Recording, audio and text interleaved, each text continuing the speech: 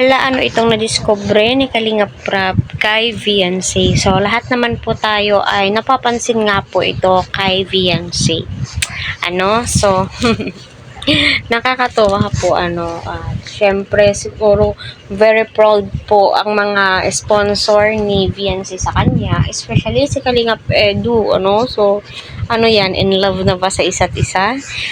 So, kasi ibang-iba na nga po, kahit sa behind the scene, kitang-kita na po natin na, kilala na po nila yung isa't isa, napakakulit nga din daw po ni Eds, So, kaya patuloy po natin suportahan si Kalingap Prab, Kuya Val, at ang buong team.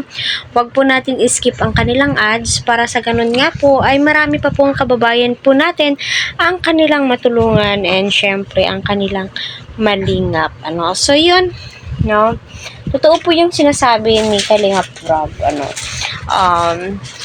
nakaka-blooming po talaga, sa isang babae, yung tipong dati, napakarami mong problema through financial, pang araw-araw, at marami pa po silang magkakapatid.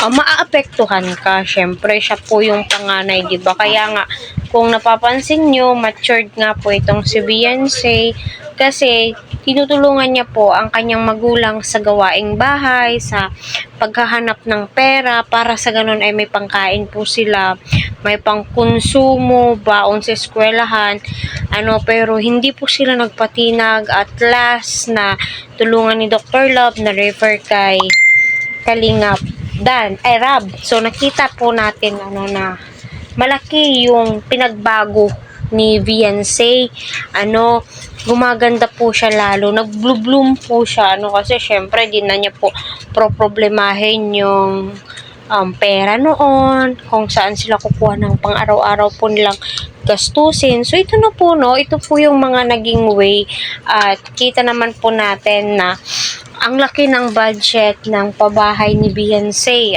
So, hindi po basta-basta yung bahay ni Viancy, kasi big time po lahat yung mga sponsor po niya, So, sino ba naman ang hindi mablo-blooming niyan, 'di ba? Nakakatuwa at masasabi mong deserve na deserve po yan ni Viancy.